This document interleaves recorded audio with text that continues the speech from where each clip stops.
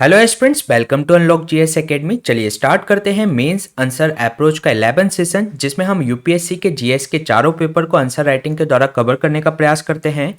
इस सीरीज के अंतर्गत, जिसको हमने मास सीरीज नाम दिया है, हम मंडे से फ्राइडे डेली बेसिस पर 4 क्वेश्चन डिस्कस करते हैं। हमारे इस प्रयास का आप बेहतर तरीके से उपयोग करने के लिए अपने स्तर पर इन चारों क्वेश्चंस को लिख सकते हैं और उसको कमेंट सेक्शन में पेस्ट कर सकते हैं। हम उसका एवेल्यूशन करने का प्रयास करेंगे। साथ ही साथ इसके जो हैंड रिटन नोट्स की जो पीडीएफ है वो आपको हमारे टेलीग्राम चैनल पे मिल जाएगी, जिससे आप जुड़ सकते हैं।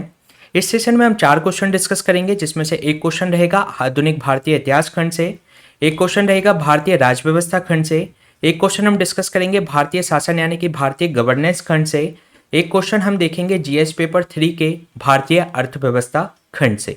तो चलिए स्टार्ट करते हैं आज का इंपॉर्टेंट सेशन। ये क्वेश्चन नंबर 41 है। प्रीवियस 40 क्वेश्चन हम प्रीवियस 10 सेशन में कवर करा चुके हैं, जिसका लिंक आपको डिस्क्रिप्शन में मिल जाएगा। ये जीएस पेपर 1 के आधुनिक भारतीय इतिहास खंड से संबंधित क्वेश्चन है, जिसमें आपसे ये पूछा गया है कि भारत छोड़ो आंदोलन को विभाजन और स्वतंत्रता की पूर्व संध्या पर सबसे बड़े साम्राज्य विरोधी संघर्ष के रूप में वर्णित किया गया। इसकी आपको व्याख्या करनी है 250 शब्दों में। तो इसमें आपको भारत छोड़ो आंदोलन के बारे में बताना है, जो कि 15 अगस्त की जो पूर्व संध्या पर उसे एक सबसे बड़े साम्राज्यवाद विरोधी संघर्ष के रूप में उसको वर्णित किया गया था। तो इस क्वेश्चन को सॉल्व करने की हमारी वही टेक्निक रहेगी। सबसे पहले हम इंट्रोडक्शन से इसकी शुरुआत करेंगे, फिर स्ट्रक्चर और बॉडी में उसके बारे में बताएंगे, साथ ही साथ इसको कॉन्क्लूजन से, निष्कर्ष से इस क्वेश्चन को एंड करेंगे। तो इसको देख लेते हैं, इसके इंट्रोडक्शन को। जब 1942 में क्रिप्स प्रस्ताव की विफलता हुई तो उसने ये सिद्ध कर दिया कि ब्रिटेन एक संवैधानिक प्रगति के लिए अभी तैयार नहीं है। इसके नतीजतन गांधी जी ने कांग्रेस कार्य समिति के अंतर्गत अंग्रेजों को भारत छोड़ो का मसौदा तैयार करने के लिए कांग्रेस कार्य समिति से कहा। साथ ही साथ इसने देश के अंतर्गत अगस्त क्रांति, जिसको भारत छोड़ो आंदोलन को अगस्त क्रांति भी कहा जाता है, की और देश भर गया, जिसमें गांधी जी ने कहा कि करो या मरो का उनके द्वारा ये नारा दिया गया था। उनके द्वारा ये आह्वान किया गया था कि या तो हम अपनी परतंत्रता की बेड़ियों को काट देंगे या उन परतंत्रता की बेड़ियों को देखने के लिए जिंदा नहीं रहेंगे। इसके बाद हम इसमें भारत छोड़ो आंदोलन की विशेषताओं के बारे में देखेंगे, जिसके कारण से वह एक सबसे बड़ा साम्राज्य विरोधी संघर्ष के रूप में उभर कर आया, जिसके अंतर्गत गांधी जी की सामाजिक कट्टरवादिता थी। अगर हम बात करें असहयोग आंदोलन की, तो जब चोरी चोरा कांड के अंतर्गत छोटी सी जब हिंसा हो जाती है तो उसके कारण से गांधी जी के द्वारा असहयोग आंदोलन वापस ले लिया जाता है। लेकिन भारत छोड़ो आंदोलन के समय व्यापक स्तर पर हिंसा हुई, लेकिन उस समय गांधी जी ने हिंसा का सहारा लेने वाले लोगों की निंदा करने से पूरी तरीके से इनकार कर दिया और उन्होंने ये कहा कि जो ये हिंसा हो रही है वह सरकार की क्रिया के विपरीत प्रतिक्रिया है। इसके अलावा जो गांधी जी के द्वारा जो नारा दिया गया था करो या मरो का, तो वह उनके एक उग्रवादी मूड के तरफ संकेतित करता है। इसके अलावा कांग्रेस के दर्शन में बदलाव हुआ, समाजवाद और जो साम्यवाद का लक्ष्य रखने वाले कई लोग कांग्रेस संगठन से आकर जुड़ने लगे।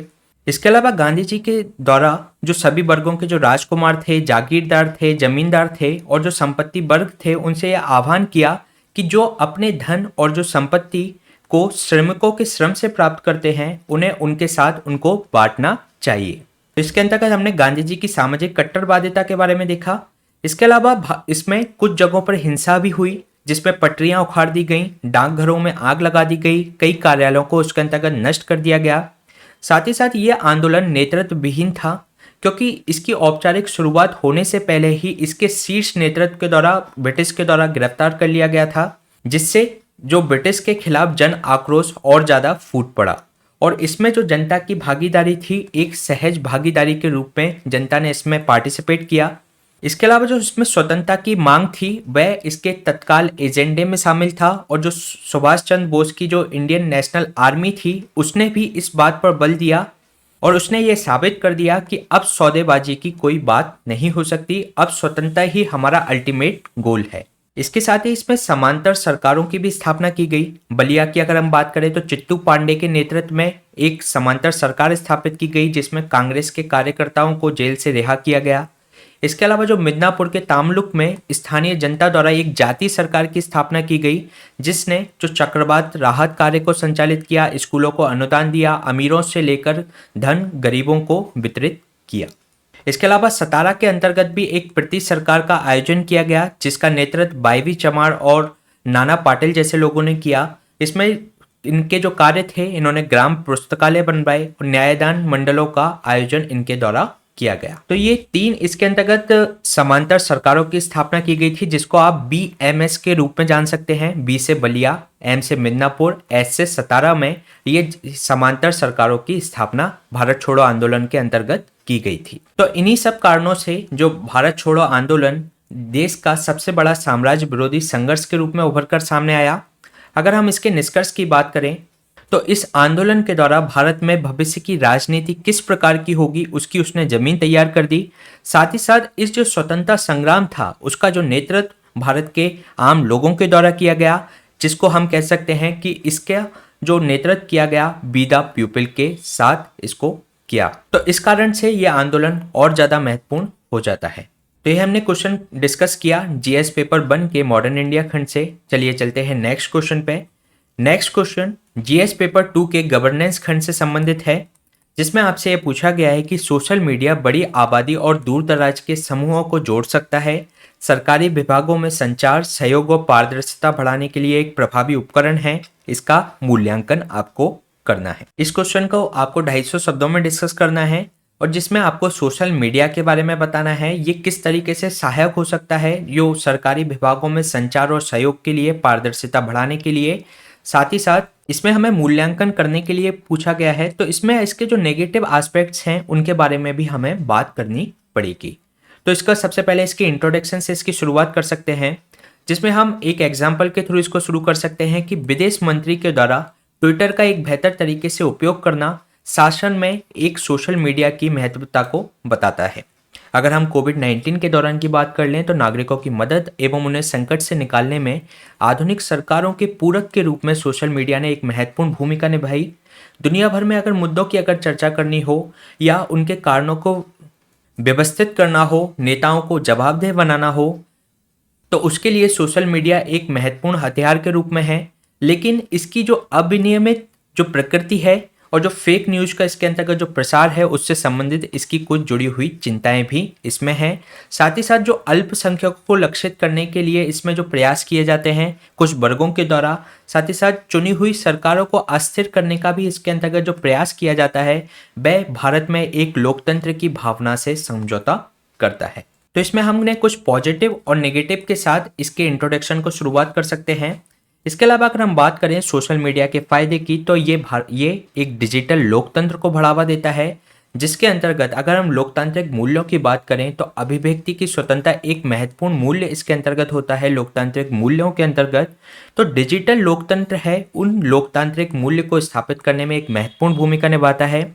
साथ ही साथ ये जवाबदेही तय करने में एक महत्वपूर्ण भूमिका निभाता है। अगर हम सोशल मीडिया की बात करें तो ये एक ऐसा उपकरण है जो प्रतीत होने वाली जो अजय सरकार हैं, जो अपने आप को अजय मानती हैं, उन पर सवाल उठा सकता है।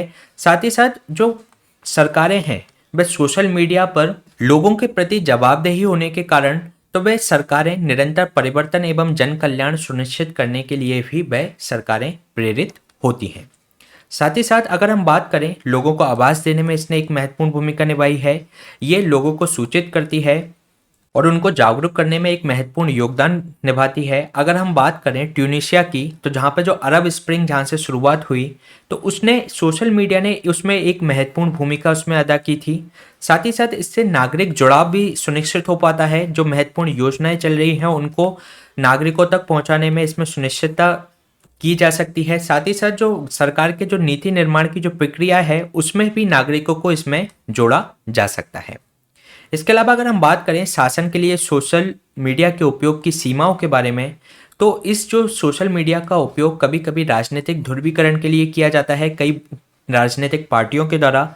इसको एक तरीके से इस तरीके से हम देख सकते हैं इको चैम्बर के रूप में, जिसमें व्यक्ति का ये दृष्टिकोण हो जाता है कि वह जिस पक्ष को मानता है वह उसके इतर दूसरे पक्ष को सुनने के लिए सहमत नहीं होता, जिसके कारण से बड़ी संख्या में लोग अपनी राजनीतिक ऊर्जा का उपयोग इस माध्यम से करते हैं, सोशल मीडिया के माध्यम से करते हैं और जिसका अल्टीमेट जो प्रभाव है उसके सामाजिक परिणाम भी हमको देखने को मिलते हैं। साथ ही इसमें कई राजनीतिक पार्टियों के द्वारा कुछ अपने प्रोपेगेंडा तैयार करने के लिए भी इसका उपयोग किया जाता है। अगर हम गूगल ट्रांसपेरेंसी की रिपोर्ट के बारे में चर्चा करें तो राजनीतिक दलों के द्वारा पिछले 2 वर्षों में चुनावी विज्ञापनों पर लगभग 80 करोड़ डॉलर का खर्चा इसके अंतर्गत किया गया है। इसके अलावा अगर हम बात करें जो माइक्रो टारगेटिंग जो बेईमान अभियान है वह समाज में एक तरीके से जहर फैलाने का काम करते हैं, समाज में विषाक्तता बढ़ाने का प्रयास करते हैं, जो कि समाज के अंतर्गत अल्पसंख्यक वर्गों को टारगेट करते हैं। साथ ही साथ इससे विदेशी हस्तक्षेप भी बढ़ सकता है। अगर हम बात करें अमेरिका के 2016 के चुनाव में तो रूसी संस्थाओं द्वारा जो सार्वजनिक भावनाओं को प्रभावित करने के लिए फेसबुक पर नकली पेजों की स्थापना एवं उसका प्रचार किया गया, जिसके परिणाम स्वरूप अमेरिकी नागरिकों की भावनाओं को भड़काया गया और उसका एक जो सोशल मीडिया का उपयोग सूचना हथियार के रूप में किया गया।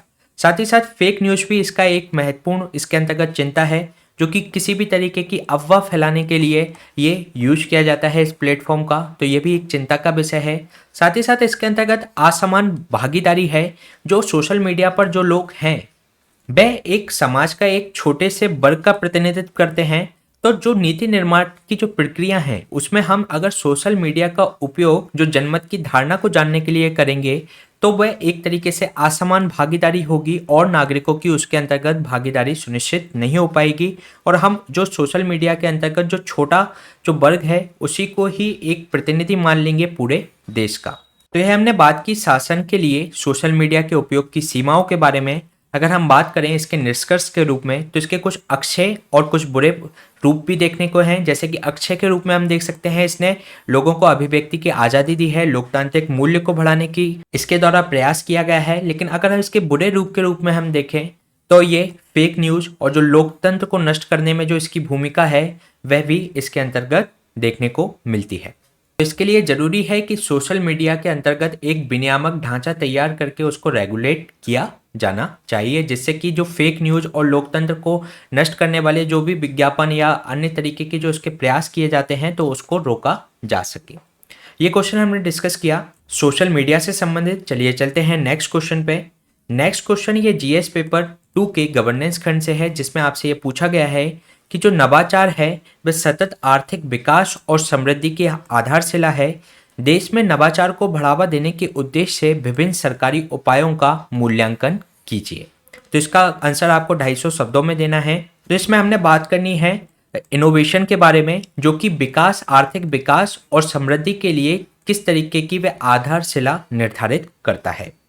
तो इसको हम क्वेश्चन को हम इसके इंट्रोडक्शन से शुरुआत कर सकते हैं, जिसके अंतर्गत हम नीति आयोग का जो इंडिया इनोवेशन इंडेक्स है 2022 का, जिसके अंतर्गत कर्नाटक को फर्स्ट पोजीशन मिला है, जो कि उपराष्ट्रीय स्तर पर नवाचार क्षमता और पारिस्थितिकी तंत्र को निर्धारित करने का यह प्रयास करता है। लेकिन अगर हम देश के स्तर पर देखें तो भारत का जो औसत नवाचार स्कोर है वह यकीनन अपर्याप्त है।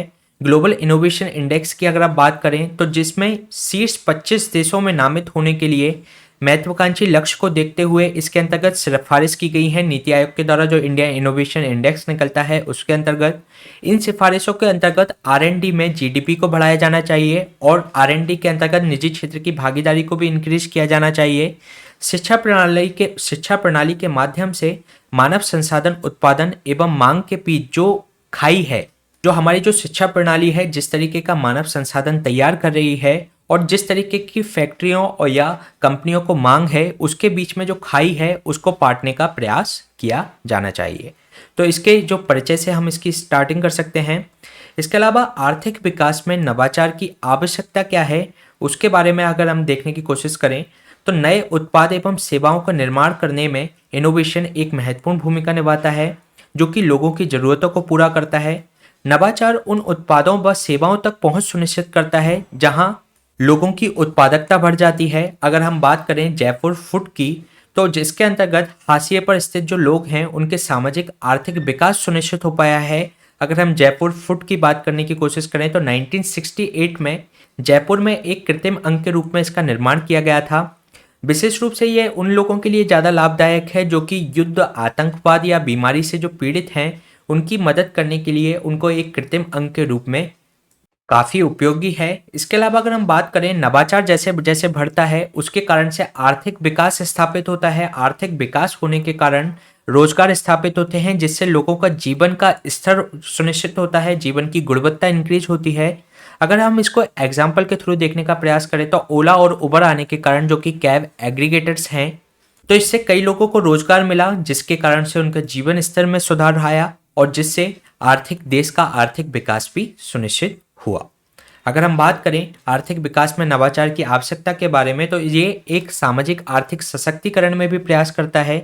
जो जैसे कि हम कोई इनोवेटिव उत्पाद हैं, नवोन्मेषी उत्पाद हैं, वे समाज के जो हाशिए पर रह रहे लोगों के जीवन स्तर को सुधारने का प्रयास करते हैं। जैसे कि हम इंडोर वायु प्रदूषण को कम करने के लिए धुआं रहित चूल्हा की बात करें तो इसने महिलाओं के स्वास्थ्य वृद्धि में भी काफ़ी एक महत्वपूर्ण योगदान दिया है। वाटर एटीएम की बात कर लें तो जिससे महिलाओं को दूर दराज के क्षेत्रों में पानी की लेने के लिए जाना पड़ता था, तो उससे उनका महिलाओं का बोझ कम हुआ है। वाटर एटीएम के माध्यम से वह आसानी से पानी स्वच्छ जल तक उनकी उपलब्धता सुनिश्चित हो पाई है। साथ ही साथ नीतिगत जो नवाचार होते हैं, जो कि शासन और प्रशासन के अंतर्गत नवाचार किए जाते हैं, वह समाज के अंतर्गत जो हाशिए पर जो लोग हैं उनकी सामाजिक आर्थिक स्थिति को बढ़ाने में मदद करते हैं। अगर हम बात करें केसीसी किसान क्रेडिट कार्ड की, तो किसानों को जो अनौपचारिक ऋण उनके जो मनी लेंडर्स थे उनके द्वारा लेना पड़ता था जिससे उनको हाईएस्ट इंटरेस्ट उसके अंतर्गत पे करना पड़ता था, तो उस मजबूरी से बचाने में केसीसी सहायक हुआ। साथ ही साथ अगर हम आशा कार्यकर्ताओं की बात करें तो उन्होंने जो लोकल लेवल पर, क्योंकि वह लोकल लेवल से ही संबंधित होती हैं, तो इसके कारण से एक बेहतर वे उसका क्रियान्वयन सुनिश्चित कर पाती हैं। तो इसके अंतर्गत इन्फेंट जो मॉर्टेलिटी रेट है और साथ ही साथ तो जो मातृत्व मृत्यु दर है उसमें सुधार देखा गया है। तो ये नीतिगत नवाचारों का ही परिणाम है। इसके अलावा अगर हम बात करें आर्थिक विकास में नवाचार की, तो इसमें नवाचार दक्षता को भी बढ़ा देता है जिससे व्यवसाय करने की लागत कम हो जाती है और जो व्यवसाय करने के जो समय है, उत्पादन के लिए जो समय है, वह भी इसके अंतर्गत डिक्रीज हो जाता है। साथ ही ये जो सार्वजनिक व्यय है, पब्लिक एक्सपेंडिचर है, उसको भी कम करता है और जो पब्लिक एक्सपेंडिचर जो बचता है उसको और कहीं और बेहतर उसका उपयोग किया जा सकता है। जैसे कि अगर हम बात करें जो नवीन मोबाइल प्रौद्योगिकी है और बायोमेट्रिक जो प्रमाणीकरण है उससे सेवा का वितरण बेहतर हो पाया है। साथ ही साथ इससे लीकेजेस कम हुए हैं, नकली जो लाभार्थी हैं उससे इसमें कम किया जा सका है जिससे लोगों तक जो सेवा वितरण है वह बेहतर तरीके से सुनिश्चित हो पाया है। अगर हम बात करें इसके जो आवश्यक उपाय जो गवर्नमेंट के द्वारा किए गए हैं, जो आवश्यक उपाय जो व्यक्ति के द्वारा जो इसमें किए जाने चाहिए, इसको और ज़्यादा बेहतर तरीके से बनाए जाने के लिए देश के अंतर्गत इनोवेशन का वातावरण तैयार किया जाना चाहिए जहां पर नवाचार बढ़ाया जा सके, ज्ञान आधारित अर्थव्यवस्था को बढ़ाया जा सके, जिससे इसके अंतर्गत नीति का संतुलन होना चाहिए। पेटेंटिंग को बढ़ावा दिया जाना चाहिए। जो बौद्धिक संपदा है, कागज पर जो पेटेंट के बारे में अगर बात नहीं करें, जो वास्तविकता में अगर बात करें आवेदन की कमी के बारे में देखा जाना चाहिए, क्योंकि कागज पर अगर हम पेटेंट की बात करें तो वहां पर तो कई पेटेंट दिखाई देते हैं लेकिन वास्तविकता में उन पेटेंट का कोई मतलब नहीं होता। इसके अलावा जो CSIR है, council of scientific industrial research, और अन्य संगठनों को अपने पेटेंट के जो सामाजिक रूप से उपयोग है उसके अनुप्रयोग पर काम करने के लिए प्रोत्साहित किया जाना चाहिए। जो सोशल संबंधित उसके जो एप्लीकेशन होते हैं उसको बढ़ाने के लिए उनको प्रोत्साहित किया जाना चाहिए। साथ ही साथ जो नवोन्मेष के जो समर्थन के साथ ऐसे उपकरण जो कि स्थानीय कंपनियों को बाजार शक्ति के रूप में दुरुपयोग से बचाते हैं, इस तरीके के समर्थन तैयार किए जाने चाहिए। इसके अलावा IPR अधिकारों के मुद्रीकरण के लिए भी सुगम्यता बनानी चाहिए। जो अपने पारंपरिक उद्योग हैं उनके में IPR संबंधी जागरूकता को बढ़ाया जाना चाहिए। आसान IPR नियम बनाए जाने चाहिए जिससे जो उद्योग हैं, पारंपरिक उद्योग हैं, वे आसानी से पेटेंट, कॉपीराइट एवं पारंपरिक ज्ञान की जो अपना पेटेंट करा सके, उस पर कॉपीराइट ले सके। तो अंतिम रूप से जो एक तरीके का एक वातावरण तैयार करने की जरूरत है इनोवेशन के लिए। इसके अलावा भारत में अगर IPR की स्थिति की बात करें तो भारत में जो अधिकांश पेटेंट हैं वे विदेशी कंपनियों के द्वारा किए जा रहे हैं। अगर हम बात करें भारत IP कार्यालय के आंकड़े जो कि 2017-18 के हैं, उनकी बात करें तो भारतीय जो पेटेंट करने वाले थे वे जो आवेदन थे वे 15,000 थे और जबकि विदेशी थे 32,000 आवेदन। इसके अलावा जो US का चैम्बर ऑफ कॉमर्स है एक इंटरनेशनल IP इंडेक्स जारी करता है। 2022 के अंतर्गत अगर हम बात करें तो इंडिया की जो इसके अंतर्गत रैंकिंग थी वह 43 थी 55 कंट्रीज में से, जो कि भारत की एक निराशाजनक स्थिति को दर्शाता है। इसके अलावा अगर हम भारत के द्वारा प्रयासों की बात करें तो भारत के द्वारा आईपीआर को बढ़ाने के लिए एक राष्ट्रीय आईपीआर नीति 2016 का निर्माण किया गया है, जिसके अंतर्गत इनको आईपीआर की जागरूकता बढ़ानी है, उसकी आउटरीच प्रचार एवं प्रसार उसको बढ़ाना है सभी वर्गों तक। आईपीआर के जो सामाजिक सांस्कृतिक एवं जो आर्थिक लाभ हैं उसके बारे में जन जागरूकता को बढ़ाया जाना है। इसके अलावा आईपीआर का सृजन करना है जो कि लोगों को प्रोत्साहित करेगा। साथ ही साथ जो कानूनी एवं विधायी ढांचा इसमें मजबूत करने की आवश्यकता है, जो कि इस तरीके का हो कि जो मालिक के अधिकार हैं वो तो इसके अंतर्गत सुनिश्चित हो ही, साथ ही साथ जो सार्वजनिक हित हैं उसको भी इसके अंतर्गत संतुलित किया जा सके। साथ ही साथ इसके प्रशासन एवं प्रबंधन को मजबूत किए जाने की आवश्यकता है। जो सेवा उन्मुख आईपीआर का जो प्रशासन है उसका सुदृढ़ीकरण और उसका आधुनिकीकरण करने की इसके अंतर्गत आवश्यकता है। जो आईपीआर का व्यवसायीकरण भी इसमें बढ़ाए जाने की जरूरत है। आईपीआर का अगर उल्लंघन होता है तो उसका जो प्रवर्तन एवं न्याय निर्णय उसको त्वरित रूप से किया जाना चाहिए, उसको मजबूत किए जाने की जरूरत है। साथ ही साथ हमारे जो शिक्षण संस्थान है उसके अंतर्गत हमें इनोवेशन के लिए एक बेहतर मानव संसाधन का विकास करने की आवश्यकता है। उनका शिक्षण, प्रशिक्षण और कौशल निर्माण मजबूती के साथ करने की आवश्यकता है, जो कि आज के बाजारों से संबंधित हो, आज के जो आधुनिक बाजार हैं उससे संबंधित हो, ना कि पारंपरिक शिक्षा प्रणाली उनको दी जाए। तो ये हमने बात की राष्ट्रीय आईपीआर नीति 2016 के बारे में। इसके अलावा अगर हम इसके निष्कर्ष की बात करें तो भारत में शक्तिशाली नवाचार पारिस्थितिकी तंत्र बनाने के लिए हमें ज़रूरत है, जिसके अंतर्गत हमें idea incubators, accelerators, technology park, मजबूत बौद्धिक अधिकार व्यवस्था और संतुलित नियामक प्रणाली और रणनीतिक रूप से उसके जो मानक हैं उसको डिजाइन करने की आवश्यकता है। साथ ही साथ अगर हम अभी आर.एन.डी की बात करें तो जीडीपी का केवल 0.6 से 0.7% उसमें व्यय किया जाता है, तो उसको बढ़ाने की आवश्यकता है। जो कॉर्पोरेट सोशल रेस्पॉन्सिबिलिटी के माध्यम से भी इसमें खर्चे को बढ़ाया जा सकता है, जो कि समाज के अंतर्गत इनोवेशन को बढ़ावा देगा। तो यह हमने क्वेश्चन डिस्कस किया जीएस पेपर 2 के गवर्नेंस खंड से। चलिए चलते हैं नेक्स्ट क्वेश्चन पे। नेक्स्ट क्वेश्चन है जीएस पेपर 3 के भारतीय अर्थव्यवस्था खंड से, जिसमें आपसे ये पूछा गया है कि भारत ने पिछले कुछ दशकों में उल्लेखनीय विकास देखा है। हालांकि रोड मोबिलिटी इंफ्रास्ट्रक्चर की बात करें तो मांग के साथ तालमेल नहीं बिठाया है, इसकी जांच करना है। भारत की जो सड़क गतिशीलता को बदलने के लिए किन उपायों की आवश्यकता है, इसका आंसर आपको 250 शब्दों में देना है, जिसमें आपको सड़क अवसंरचना के बारे में चर्चा करनी है। तो सबसे पहले हम इसकी बात कर लेंगे इसके इंट्रोडक्शन से, जिसके अंतर्गत एक अवसंरचना एक महत्वपूर्ण आयाम होता है किसी भी देश की अर्थव्यवस्था के लिए, जो कि भारत के समग्र विकास के लिए जिम्मेदार है। अगर हम बुनियादी ढांचों की बात करें तो उसके अंतर्गत बिजली, पुल, जो बांध बनते हैं, सड़कें हैं और शहरी बुनियादी जो ढांचे हैं वह उसके अंतर्गत शामिल किए जाते हैं। अगर हम वर्ल्ड बैंक के रिपोर्ट की बात करें तो लॉजिस्टिक जो परफॉर्मेंस इंडेक्स है 2018 का, उसके अंतर्गत जो भारत की रैंकिंग है लॉजिस्टिक्स के लिए वह 144 है 167 कंट्रीज के में से। इसके अलावा अगर हम बात करें एजिंग इमर्जिंग जो मार्केट लॉजिस्टिक इंडेक्स है, उसके अंतर्गत भारत की जो रैंकिंग है वह सेकंड है। इसके अलावा जो सड़कों की गतिशीलता एवं कनेक्टिविटी है, जिसका सीधा संबंध होता है आर्थिक उत्पादकता से, तो इसको इसमें बढ़ाए जाने की आवश्यकता है। तो इसके इस तरीके के इंट्रोडक्शन से हम इसकी शुरुआत कर सकते हैं, जिसमें हम लॉजिस्टिक परफॉर्मेंस इंडेक्स की भी बात कर सकते हैं।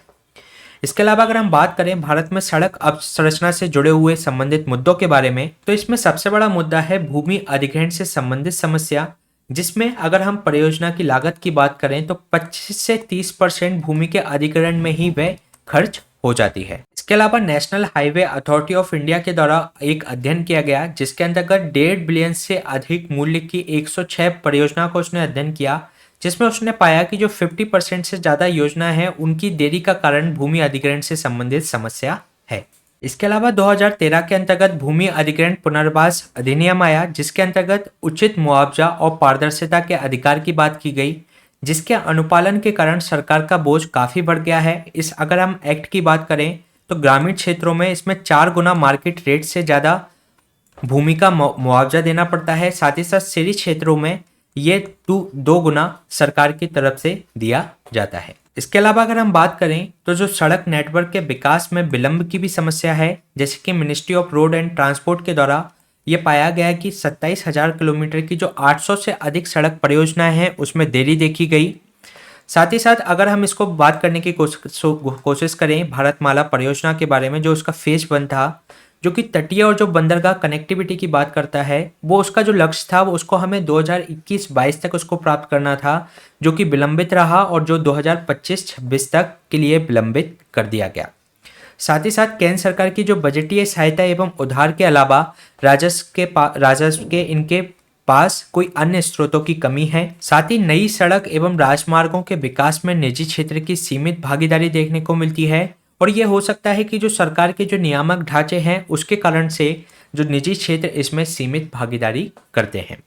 साथ ही साथ जो अधिकांश परियोजना हैं वो दूरस्थ क्षेत्रों में है, इसलिए एक चैलेंज ये भी आता है कि उपकरणों और जो कच्चे माल को जुटाना यहाँ पर चुनौतीपूर्ण हो जाता है। तो ये हमने बात की भारत में अवसंरचना से संबंधित मुद्दों के बारे में। अगर हम बात करें सरकार के द्वारा इसके लिए क्या प्रयास किए गए हैं, तो सरकार के द्वारा राष्ट्रीय अवसंरचना पाइपलाइन, जिसको नेशनल इंफ्रास्ट्रक्चर पाइपलाइन भी बोला जाता है, 2019-25 के लिए इसको शुरू किया है। इसके अंतर्गत 111 लाख करोड़ को इसको में प्रावधान किया गया है और इसमें ये माना जा रहा है कि सड़क क्षेत्र में भी इसमें लगभग 18% पूंजीगत व्यय सुनिश्चित किया जाएगा। साथ ही भारत सरकार के द्वारा राजमार्ग क्षेत्र में ये जो सड़क राजमार्ग के लिए एक बेहतर पीपीपी ढांचा इसके अंतर्गत तैयार किया गया है। अगर हम एशियन डेवलपमेंट की बात करें तो पीपीपी परिचालन परिपक्वता में भारत को फर्स्ट स्थान एडीबी के द्वारा दिया गया था। इसके अलावा भारतमाला परियोजना चल रही है जिसके अंतर्गत 66,100 किलोमीटर के आर्थिक गलियारे, सीमा और तटीय सड़कों और जो एक्सप्रेस वे का इसके अंतर्गत निर्माण किया जा रहा है। अगर हम बात करें भारत में राजमार्ग क्षेत्र एवं प्रदर्शन एवं नवाचार के मामले में सबसे आगे है। सरकार की जो हाइब्रिड एन्युटी मॉडल है जिसके अंतर्गत सरकार को स्टार्टिंग में केवल 40% निजी क्षेत्र को देना पड़ता है, जिसके आधार पर $10 बिलियन के अधिक की 60 से अधिक परियोजनाओं को सफलतापूर्वक इसके अंतर्गत शुरू किया गया है। साथ ही साथ एक डेटा लेक एवं परियोजना प्रबंधन सॉफ्टवेयर भी तैयार किया गया है जिसने national highway authority of India के द्वारा एक बिग डेटा एनालिटिक्स पर आधारित ये सॉफ्टवेयर है, जिसके अंतर्गत जो NHAI का जो संपूर्ण प्रबंधन कार्य है उसको मैनुअल से ऑनलाइन पोर्टल में कन्वर्ट कर दिया गया है, जिसके कारण जो प्रोजेक्ट चल रहे हैं उनकी एक पारदर्शिता सुनिश्चित की जा सकेगी। तो ये सरकार के द्वारा इसके अंतर्गत प्रयास किए गए हैं। साथ ही साथ इसके अगर हम निष्कर्ष की बात करें तो जो सड़क राजमार्ग जैसे जैसे तैयार होते हैं उनका विकास होता है, उसके कारण से यात्रा का समय कम होता है, शहरों के लिए एक प्रभावी श्रम बाजार तैयार होता है जो कि एक आर्थिक उत्पादन में एक महत्वपूर्ण भूमिका निभाते हैं। इसके साथ ही साथ शिक्षा के साथ जो स्वास्थ्य सुधार भी इसके अंतर्गत सुनिश्चित किया जा सकता है, जो कि हमारी भारत का जो सपना है कि 2024 तक 5 ट्रिलियन इकोनॉमी का जो सपना है उसको प्राप्त करने में ये एक महत्वपूर्ण भूमिका निभा सकता है। तो ये क्वेश्चन हमने डिस्कस किया इंडियन इकोनॉमी खंड से। इसी तरीके के सेशन हम आपके बीच में लाते रहेंगे। इसकी अगर आपको पीडीएफ चाहिए जो कि हैंड रिटन पीडीएफ है तो वो आप हमारे टेलीग्राम चैनल से जुड़ सकते हैं जिसकी लिंक आपको डिस्क्रिप्शन में मिल जाएगी। Please stay tuned and subscribe the unlock GS academy. Thank you.